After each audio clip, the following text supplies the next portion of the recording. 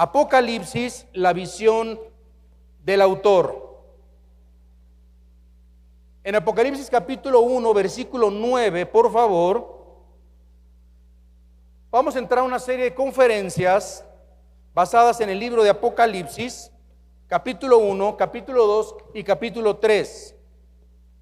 En el capítulo 1 del Apocalipsis, nos dice en el versículo 1, la revelación de Jesucristo que Dios le dio para manifestar a sus siervos las cosas que deben de suceder pronto. Fíjese el tema, Apocalipsis, la visión del autor. Le pregunto a usted, ¿quién es el autor de Apocalipsis? De acuerdo, Apocalipsis 1:1, es Cristo. ¿La revelación de quién? De Jesucristo, que Dios les dio para manifestar a sus siervos. Claro que lo manifestó a Juan, ¿verdad? El apóstol. Necesito que me sigan con su Biblia, por favor. Iremos de palabra en palabra para ir entendiendo lo que el Señor quiere hablar a su iglesia en esta mañana. Esta es la primera visión que Jesús le da al apóstol Juan. Es una visión de Cristo mismo resucitado y glorificado. Algunos ponen capítulo 1 de Apocalipsis como la exaltación o la glorificación de Cristo de Apocalipsis capítulo 1. En esta visión que Dios le da a Juan del Cristo glorificado, proclamando su mensaje, y dice la Biblia, a las 7 iglesias.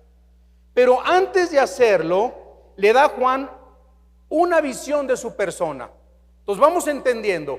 Cristo le da una visión y un mensaje a las 7 iglesias de Apocalipsis, y estas 7 iglesias de las que voy a hablar las siguientes semanas representa el estado paupérrimo espiritual de la iglesia en los últimos días antes de la tribulación. Cristo anhela que todos los cristianos a través de los siglos conozcan quién es el que envía el mensaje a estas iglesias. Entonces, Cristo le da una revelación a Juan de las iglesias, pero antes de que entremos al estado espiritual de las iglesias, en esta mañana tenemos que comprender que Cristo se manifiesta y manifiesta su persona glorificándose en el apóstol San Juan. Este mensaje proviene de aquel que posee ahora todo el poder, dice la Biblia, toda la gloria, la honra y la alabanza del universo entero, del que tiene todo el conocimiento y el poder para protegernos, confirmarnos, juzgar y destruir. Esta es la visión del autor del libro de Apocalipsis, la visión de aquel que estuvo muerto, dice la Biblia, pero ahora vivo por los siglos de los siglos. Número 1, vamos al lugar geográfico, a la isla de Patmos. Ustedes van a estar viendo aquí en la pantalla algunas imágenes, como por ejemplo el primer lugar, el lugar geográfico. Y por favor vamos a leer Apocalipsis 1, 9 y 10. Síganme en su Biblia. Apocalipsis 1, 9 y 10. Yo, Juan, vuestro hermano y copartícipe vuestro en la tribulación, en el reino y en la paciencia de Jesucristo, estaba en la isla llamada Patmos, por causa de las palabras o la palabra de Dios y el testimonio de Jesucristo.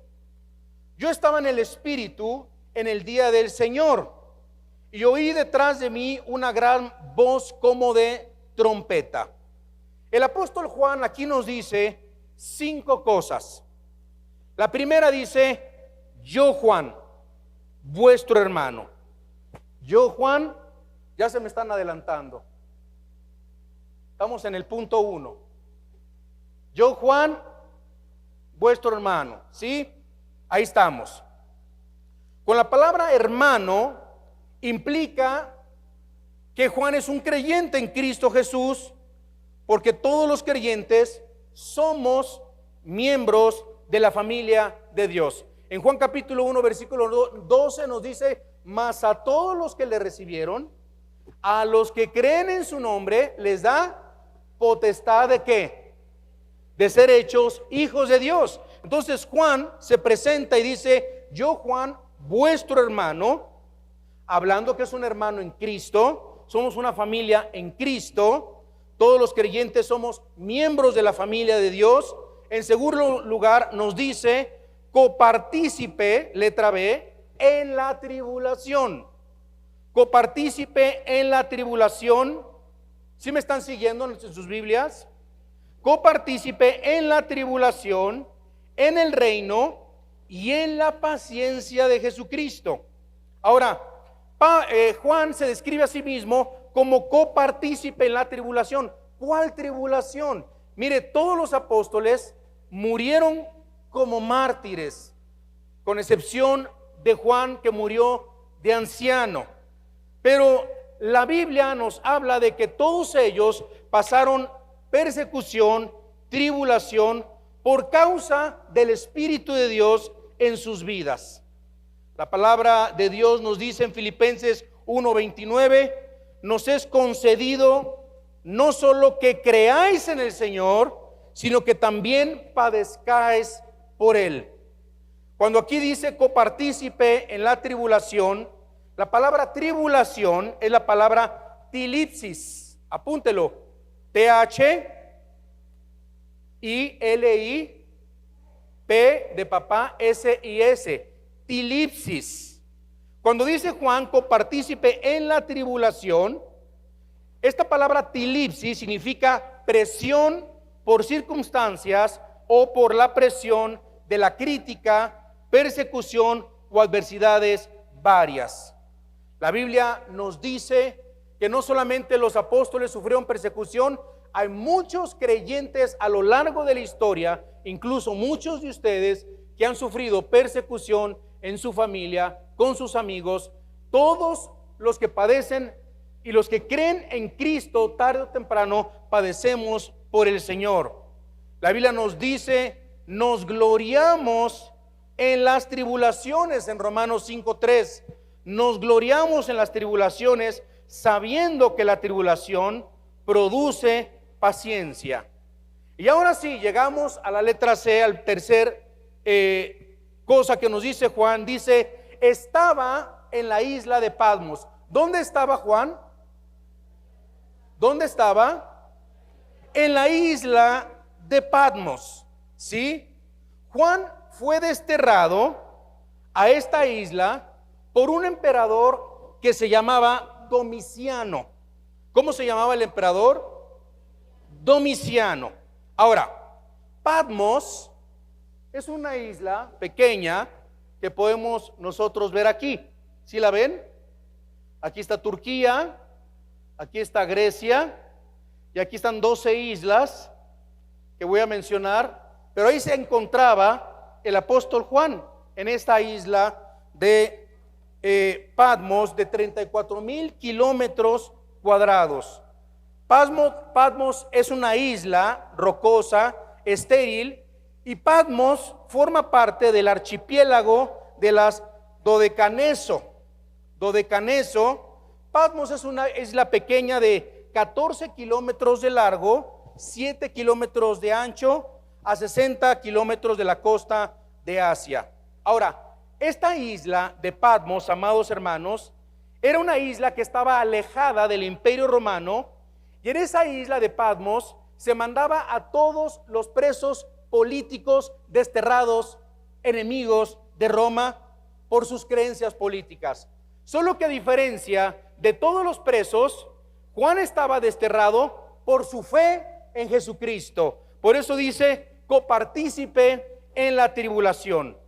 Estas islas de Grecia se encuentran situadas en el mar Egeo. Todo esto es el mar Egeo, ¿verdad? Son, como dije, 7 kilómetros de ancho, 34,000 kilómetros cuadrados. Por aquí se encontraba el apóstol Juan, preso, cuando él escribió la carta, perdón, el libro del Apocalipsis. Ahora, los reos como Juan eran considerados criminales y los tenían encadenados perpetuamente. Juan estaba encadenado, vestido con andrajos, con muy poca alimentación, durmiendo en un calabozo frío, porque todavía se encuentran algunas ruinas de este calabozo donde estaba Juan, que era frío, era húmedo, y durante el día se les obligaba a trabajar cargando rocas bajo el látigo de los soldados romanos. Actualmente esta isla de Patmos, amados hermanos, es considerada sagrada y le dicen o le llaman los habitantes de ese lugar la Jerusalén del mar Egeo. La Jerusalén del mar Egeo, porque fue en esta isla donde el Señor se reveló y le dio la revelación de Apocalipsis a Juan. La cuarta revelación que le da Dios, Jesucristo, a Juan dice: por causa de la palabra del Dios y del testimonio de Jesucristo. ¿Por qué estaba preso Juan? Aquí lo dice: por causa de la palabra de Dios y del testimonio de Jesucristo. Juan, hermanos, sufrió humillaciones. Algunos teólogos consideran que estuvo preso en esa isla cerca de 18 meses. 18 meses desterrado. Sufrió persecución, sufrió encarcelamiento, así como otros apóstoles, como Pablo, como Juan, como todos Marcos, como todos los apóstoles, como Pedro, que fueron echados, Pedro y Juan, ante el concilio, los echaron en la cárcel, como Esteban, que fue apedrado, que murió como mártir, sufrieron latigazos, hambre, desnudez y frío por causa de la palabra de Dios. Ellos se iban presos por predicar el evangelio de Jesucristo y por dar testimonio de Jesucristo. La quinta cosa que nos revela el capítulo 1, el versículo 10, dice Juan: yo estaba en el Espíritu. ¿Ya vio? Yo estaba en el Espíritu. ¿Cuándo, hermanos? Dice, ¿cuándo estaba en el Espíritu? En el día del Señor. Ahora, Juan habla 4 veces en el libro de Apocalipsis de haber estado en el Espíritu. La primera la encontramos en Juan 1:10, que dice: yo estaba en el Espíritu en el día del Señor. Si vamos al capítulo 4 de Apocalipsis, en el versículo 1 y en el versículo 2, dice la Biblia: después de esto miré, y he aquí una puerta abierta en el cielo, y la primera voz que oí, como de trompeta, hablaba conmigo, dijo: sube acá, y yo te mostraré las cosas que sucederán después de esta. Y al instante yo estaba segunda vez, yo estaba en el Espíritu, y he aquí un trono establecido en el cielo, y en el trono uno sentado. Tercera ocasión que se menciona Juan que estaba en el Espíritu, lo encontramos en el capítulo 17, en el versículo 1 al versículo 3. Apocalipsis 17 del 1 al 3. Vino entonces uno de los 7 ángeles que tenían las 7 copas y habló conmigo diciéndome: ven acá y te mostraré la sentencia contra la gran ramera, la que está sentada sobre muchas aguas. Algunos dicen que es el Vaticano, en fin, algún día platicaremos de esto, con la cual dice: han fornicado los reyes de la tierra, y los moradores de la tierra se han embriagado con el vino de su fornicación. Versículo 3.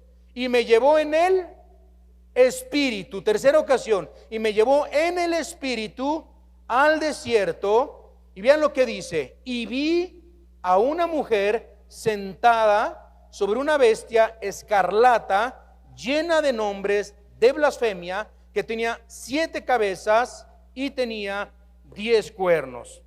Cuarta ocasión lo encontramos en Apocalipsis capítulo 21, en el versículo 9, que nos dice: vino entonces a mí uno de los 7 ángeles que tenían las 7 copas, llenas de las 7 plagas postreras, y habló conmigo diciendo: ven acá, yo te mostraré la desposada. ¿Quién es la desposada?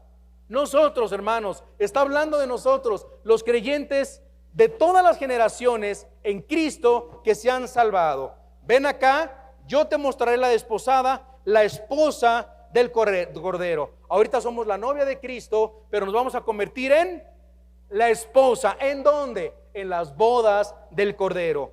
Versículo 10. Y me llevó en el Espíritu, otra vez, cuarta vez, me llevó en el Espíritu a un monte grande y alto. Seguramente era el monte Moriah, actualmente en Jerusalén, y me mostró la gran ciudad santa de Jerusalén, que descendía del cielo. ¿De dónde descendía? Del cielo. Literalmente, esto no es fantasía, es literal. Muy pronto, hermanos, del cielo va a descender la nueva Jerusalén, la ciudad santa de Dios, y nosotros vamos a vivir en ese lugar. ¿Cuántos alaban el nombre del Señor? Regresamos a Apocalipsis capítulo 1, porque nos dice, estaba en el Espíritu, 4 veces lo menciona, y esto nos marca las 4 principales visiones de este libro, hermanos. La Biblia nos enseña que todos los seres humanos somos seres tripartitas. La Biblia enseña la tripartidad del ser humano. Por ejemplo, en 1 Tesalonicenses 5:23, 1 Tesalonicenses 5:23, nos dice la Biblia, y todo vuestro ser, espíritu, alma y cuerpo, sea guardado irreprensible. Hermanos, solamente los seres humanos somos un alma, tenemos un espíritu y vivimos dentro de un cuerpo. Repito, todos los seres humanos somos un alma, tenemos un espíritu y vivimos dentro de un cuerpo. Somos espíritu, alma y cuerpo. En Juan 4:24 nos dice la Biblia, Dios es espíritu, y los que le adoran en espíritu y en verdad, es necesario que se adore. O sea, a Dios no lo puedo adorar en la carne, a Dios no lo puedo adorar en el alma, a Dios yo lo adoro con mi espíritu. ¿Cuál es la diferencia entre los seres humanos y los animales? Lo digo porque la semana pasada me escribió una mujer que me dice, yo sé que a usted le gustan mucho los animales, y aprovecho para preguntarle, ¿se van a ir al cielo mis mascotas? A lo cual le contesté tristemente, y sé que se ha de ver agüitado. Ya saben cuál fue mi respuesta. Pues no, ¿verdad? No se van a ir al cielo. ¿Y saben qué me contestó? Entonces, ¿quién va a cuidar a mis mascotas cuando me vaya al cielo? Cuando me vaya en el arrebatamiento. Le dije, pues los que se queden. Los animales tienen alma, tienen emociones, piensan, sienten, razonan, tienen alma, tienen cuerpo. Pero solamente Dios sopló en nosotros el Espíritu de Dios, hechos a imagen y semejanza de Dios. Solamente los seres humanos podemos adorar y alabar a Dios en espíritu y en verdad. Le quiero preguntar, ¿cuándo ha visto usted una congregación de conejos? ¿Cuándo ha visto una congregación de pajaritos? ¿Cuándo ha visto una congregación de perritos? Algunos dicen que su perro es cristiano porque ora, porque le enseñaron a sentarse en la mesa, y cuando oran cierra el ojito y los perritos le hacen así. No, no es cristiano, solamente es un perro educado, adiestrado, entrenado, ¿verdad? Aunque usted quiera creer que es cristiano, pero no es cristiano, es inconverso. Y no hay que orar por su salvación porque no se va a poder salvar, ¿verdad? Eso significa que la comunicación que nosotros tenemos los seres humanos con Dios solamente se puede llevar en la dimensión del espíritu. Tenemos el espíritu del hombre. Cuando viene el Espíritu Santo, entra nuestro espíritu. Sin el Espíritu Santo no podemos adorar a Cristo en espíritu y en verdad. Una persona que no es nacida de nuevo podrá ir a misa, podrá ir a la iglesia, podrá congregarse, pero si no tiene a Dios, no tiene comunión con el Espíritu Santo, no tiene comunión con el Padre, no tiene comunión con el Hijo.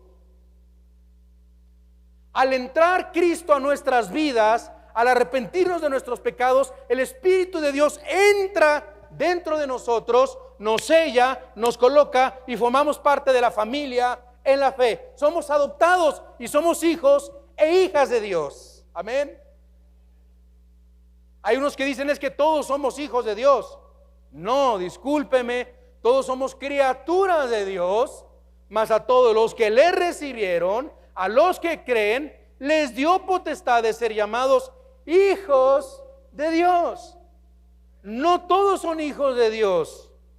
No todas las religiones llevan al cielo. De hecho, ninguna religión lleva al cielo. Ni la cristiana, ni la protestante, ni la católica, ni los testigos de Jehová, ni los mormones, ni los maometanos. Solo la sangre de Cristo nos puede perdonar de todo pecado y de toda maldad. Solamente una mirada de fe en aquel que murió en la cruz del Calvario puede salvar al pecador. La salvación es por gracia. La salvación no es por obras, es por gracia. Es un regalo que Dios nos da a través de la fe.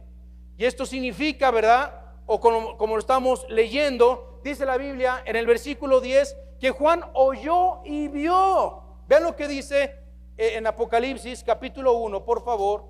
Versículo 10 dice: yo estaba en el Espíritu en el día del Señor y oí. ¿En dónde estaba Juan en ese momento? En el Espíritu. Significa, hermanos, que en la dimensión espiritual existen los sentidos espirituales. En la dimensión espiritual, cuando estemos en el cielo, vamos a ver y vamos a oír. Pero fíjense lo que dice, versículo 10: yo estaba en el Espíritu, dice, en el día del Señor. ¿Qué significa el día del Señor? Bueno, aquí nos dice que estaba en el Espíritu el día del Señor. Y para entender el día del Señor, algunos han dicho que el día del Señor es el tiempo del juicio de Dios sobre la tierra, el lapso cuando Dios viene a juzgar a las naciones. Pero cuando nosotros leemos en griego y le damos la interpretación correcta, se está refiriendo a un día en particular. Como lunes, como martes, como miércoles, como jueves. Dice: yo estaba en el Espíritu en el día del Señor. En el Nuevo Testamento el día del Señor se le conoce como el primer día de la semana. El día de la resurrección de Cristo entre los muertos. ¿Qué día resucitó Cristo? Entonces, Juan estaba en el Señor. ¿Qué día? Era domingo. Era domingo, hermanos.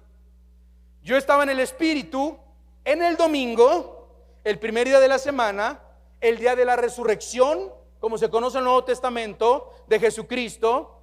Y es interesante porque cuando Cristo se aparece a dos discípulos, antes que a todos los discípulos, se les apareció también 2 domingos seguidos. Cristo resucita en domingo, se le aparece a 2 en el camino de Maús en domingo, se le vuelve a aparecer a otro discípulo en domingo. El Pentecostés, 50 días después de que Cristo ascendió al cielo, cuando ellos estaban esperando la promesa del Padre, el Pentecostés cayó, ¿saben qué día? El domingo. No el sábado, el domingo. Los discípulos, dice la Biblia, no puedo dar los detalles y todo esto sería otra predicación, pero los discípulos partían el pan, tomaban la copa del Señor en memoria de Cristo, la Santa Cena. ¿Saben qué día? El domingo. Pablo nos instruye que todos nosotros los creyentes debemos apartar, ofrendar y dar a la obra de Dios. Y dice, el primer día de la semana. ¿Cuándo es cuando debemos de dar la obra del Señor? El domingo. Yo espero que los domingos ya venga preparado para dar. y no a ver cuánto traigo en la bolsa. Una persona cristiana madura en el Señor prepara sus diezmos, sus ofrendas, y es ordenado con sus finanzas y es administrado para las obras de Dios, ¿verdad? Los cristianos en el Nuevo Testamento, ¿qué día se congregaban? En domingo. Y a lo largo de 2000 años de historia, hasta el día de hoy, hermanos, nunca se nos ordena a los cristianos guardar el sábado. ¿Sabía usted? En el Nuevo Testamento. Porque hay tantos que ¿por qué no guardamos el sábado? ¿Sí o no? Ya le puedes contestar con la palabra de Dios. Porque nunca se ordena en el Nuevo Testamento congregarte en sábado. Digo, si es día de descanso en sábado y hay un estudio bíblico, gloria a Dios. Pero no significa que porque estás guardando el Shabbat o la ley, te vas a congregar los sábados, porque Dios lo ordena en el Antiguo Testamento cuando estaba bajo la ley, y ahora estamos bajo la gracia. Hermanos, en Cristo, en el Nuevo Testamento, Cristo se convierte en nuestro Shabbat. El Shabbat es descanso. Cristo es nuestro descanso. El día no es nuestro descanso, es Cristo nuestro descanso. Cristo se convierte en el Dios de los días. Y no convertimos nosotros a un Dios los días, sino Cristo se convierte en el Dios de todos los días de la semana. Así que vamos al punto número 2 y vamos al versículo 11, versículo 10 y versículo 11, y vamos a ver las primeras palabras de Jesús. Número 2, las primeras palabras de Jesús. Dice la Biblia en el versículo 10: y oí detrás de mí una gran voz. ¿Qué oyó Juan? Una gran voz, ¿como qué? De trompeta. Como de trompeta, ¿sí? Juan oye detrás de él una gran voz como de trompeta. Y la idea en la Biblia de la trompeta, porque la Biblia menciona muchas veces la palabra trompetas, chofar, trompetas. Si usted va, anótelo por favor, a Números capítulo 10, versículo 1 al 10, no lo podemos leer, pero Números capítulo 10, del 1 al 10, se nos explica que cada vez que Dios ordena a su pueblo moverse de un lugar, retirarse de un lugar, cada vez que se convocaba al pueblo, Dios le dice a su pueblo, Dios le dice a Moisés: y me haréis unas trompetas de plata. Entonces cada vez que tocaban, el pueblo sabía que tenía que reunirse.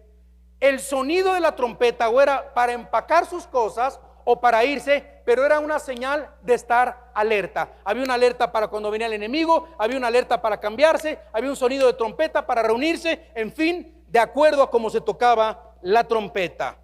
Así que el Señor proclama en la letra A, y Él nos dice, versículo 11, vamos al versículo 11, dice: oí detrás de mí una gran voz como de trompeta que decía: yo soy el Alfa y la Omega, el primero y el último.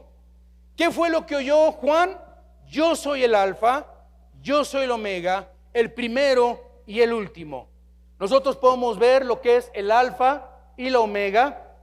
Normalmente nos ponen aquí la imagen. Este es el Alfa y el Omega. ¿Han visto este símbolo, hermanos? Bueno, el Alfa y la Omega, para los que están tomando apuntes, son la primera y la última de las letras del abecedario griego.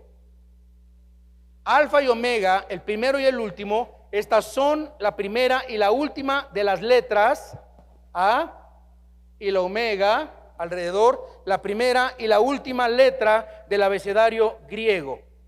Siendo Dios, nos indica aquí en su palabra que Dios es el principio y Dios es el final de la historia. Amén. Dios es el principio de la historia, Dios es el final de la historia. Y es lógico que si Cristo es el principio y el final, el Señor lo sabe todo. Isaías capítulo 44. Vamos a abrir nuestra Biblia. Isaías capítulo 44, versículo 6. Isaías 44, versículo 6. ¿Ya lo encontró? Dígame si ya lo encontró. Así dice Jehová, Rey de Israel y su Redentor, Jehová de los ejércitos. Yo soy,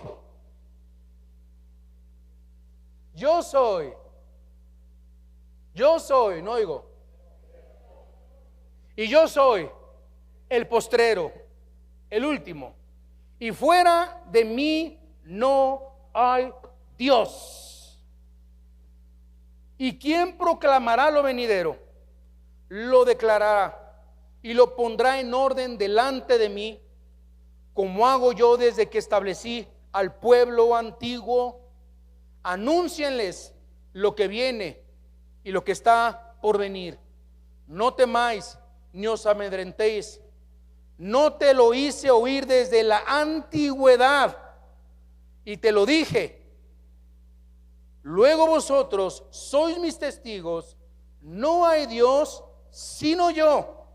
No hay fuerte, no conozco ninguno. Para aquellos que andan adorando el sol, andan adorando las estrellas, andan adorando miles de dioses en otros países, solamente hay un Dios, Yahweh, Adonai, Dios y Padre de nuestro Señor Jesucristo.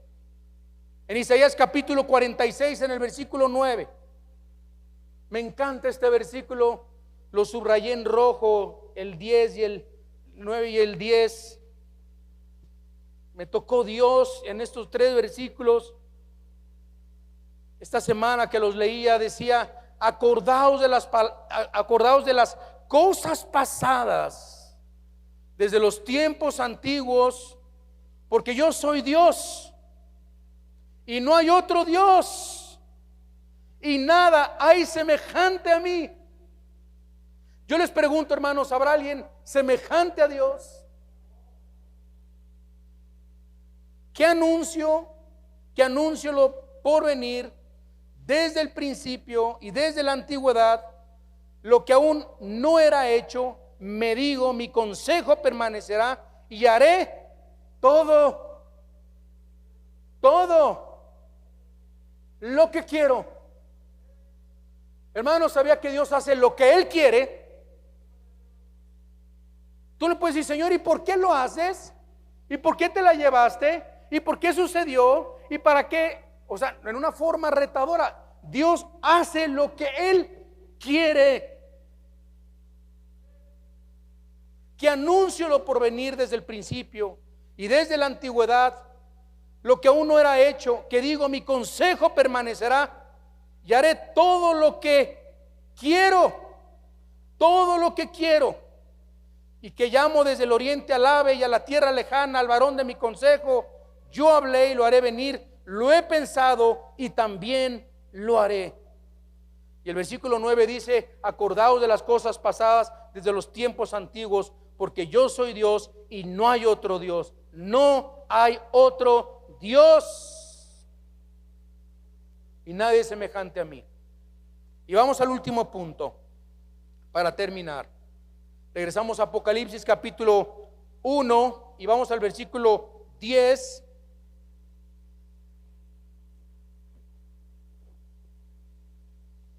Que nos dice, y el versículo 11 dice: escribe en un libro lo que ves y envíalo ¿a quién?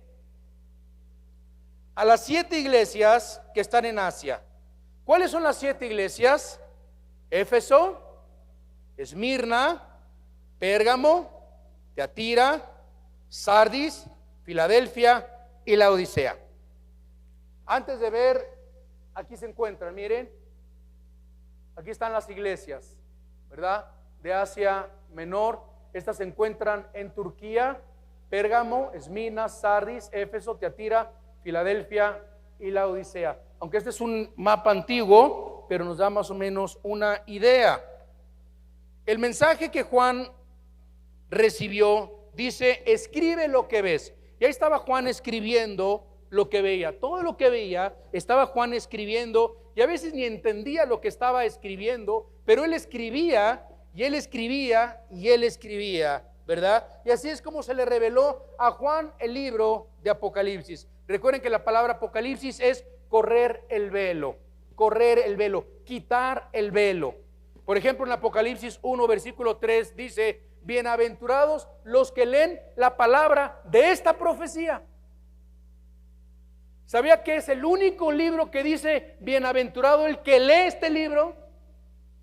Es que Apocalipsis está bien difícil, pastor. Sí, está difícil, pero la Biblia dice en Apocalipsis 1:3: bienaventurado el que lee Apocalipsis.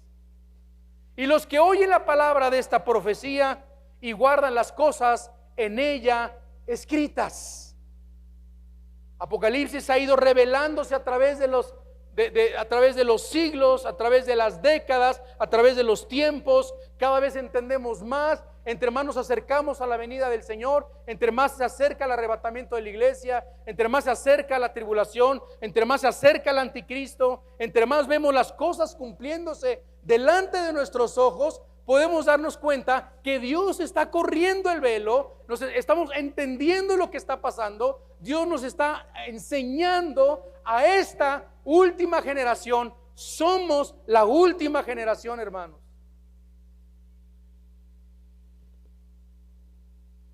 El mensaje que Juan recibía no le decía: a ver, Juan, escribe y guárdatelo. No, dice: este mensaje que yo te voy a dar es para las 7 iglesias localizadas geográficamente en Asia Menor, para edificarlas y fortalecerlas en su fe.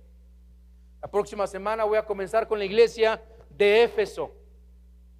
Y vamos a darnos cuenta que en estas 7 iglesias, hermanos, Dios está describiendo la situación actual que se encuentra tan paupérrimamente la iglesia de Cristo en estos últimos tiempos.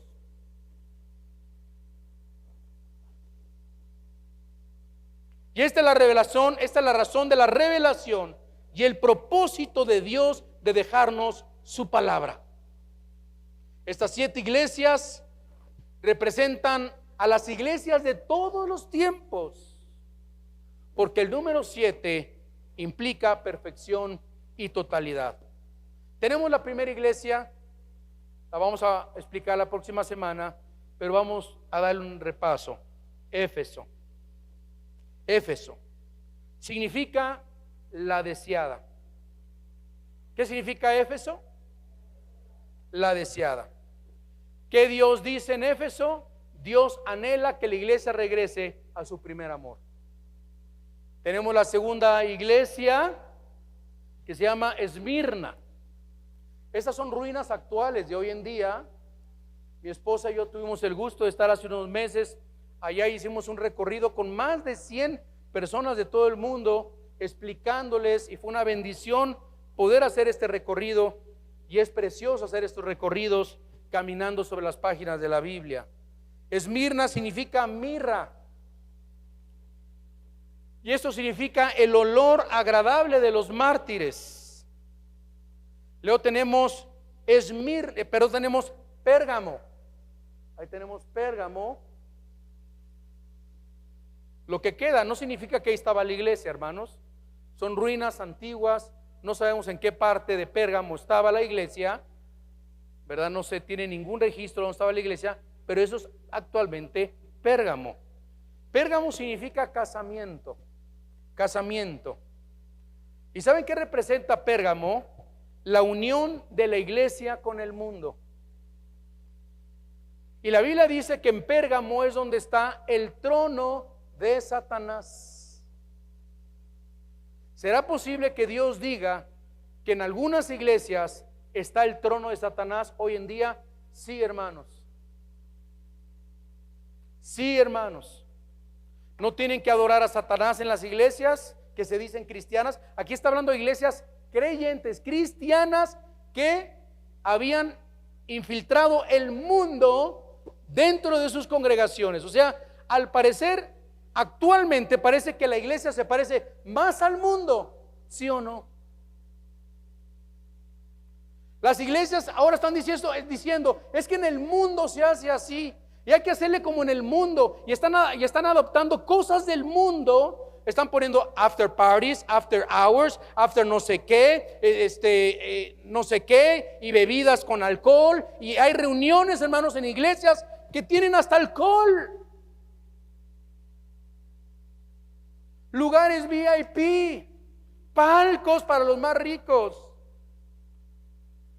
Esta semana me mandó mi papá a una iglesia, no les voy a decir el nombre, pero ¿saben qué dice esa iglesia? Esta es una iglesia, dice, de pecadores para pecadores.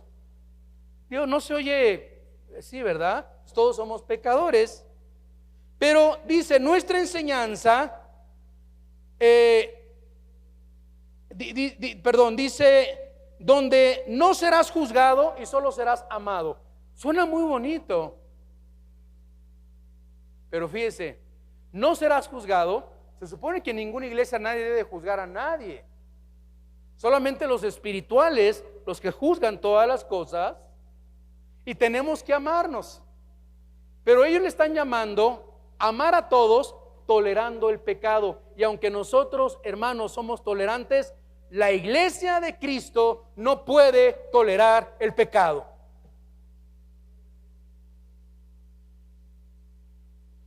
Resulta que el pastor de esa iglesia dice, soy el peor de los pecadores, porque es el peor, porque vive en pecado, y su esposa, que le dicen la pastora, es actriz porno, que porque no la tiene que juzgar la iglesia. Entonces todos los que andan re mal dicen, pues voy a ir a una iglesia donde los pastores andan peor que yo. La iglesia, hermanos, de Pérgamo, Tiatira, significa que no se cansa de sacrificar. La introducción del paganismo a la iglesia, cuando la iglesia comienza a tener herejías, tradiciones que no son de Dios, que lo hacen por tradición. ¿Y por qué lo hacen así? Por tradición. La iglesia de Tiatira. Tenemos número 5, la iglesia de Sardis, significa los que escapan. El remanente fiel en las iglesias muertas. Número 6 tenemos Filadelfia, significa amor fraternal, los que mantienen el amor entre los hermanos. Y número 7 tenemos la iglesia de Laodicea, que significa juicio del pueblo, y está hablando aquí de las iglesias tibias a punto de ser juzgadas. ¿Se acuerdan? No quiero que seas frío o caliente, pero a los tibios, ¿qué? Los vomitaré de mi boca, dice el Señor. Iglesias que son gobernadas democráticamente y no teocráticamente. Ahora resulta que vamos a votar para ver quién es el pastor, y son un grupo de hombres empresarios, y son hombres ricos, o son familias las que ponen a los pastores en las iglesias. Ellos votan, ellos administran el presupuesto, ellos son gobernados por nicolaitas. Y la iglesia jamás ha sido gobernada por el pueblo de Dios. Dios levanta pastores, Dios levanta ancianos, Dios levanta líderes. La iglesia es gobernada teocráticamente. Y en el segundo servicio voy a compartir la segunda parte de este mensaje. Por favor, no se lo pierdan, porque esta semana lo vamos a subir a mi canal de YouTube, para que usted el próximo domingo venga y escuche la primera iglesia de Éfeso. Vamos a cerrar nuestros ojos.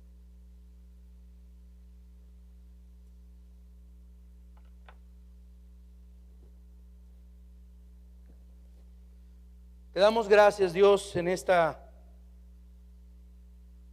mañana por la revelación que tú diste a Juan. Esta revelación de tu persona, en donde tú te revelas como el Cristo glorificado en Apocalipsis capítulo 1, entendiendo, Señor, que tú tienes un mensaje para la iglesia el día de hoy, un mensaje duro, un mensaje fuerte, un mensaje de arrepentimiento. Qué importante es estar en el Espíritu para poder oír y ver las cosas espirituales.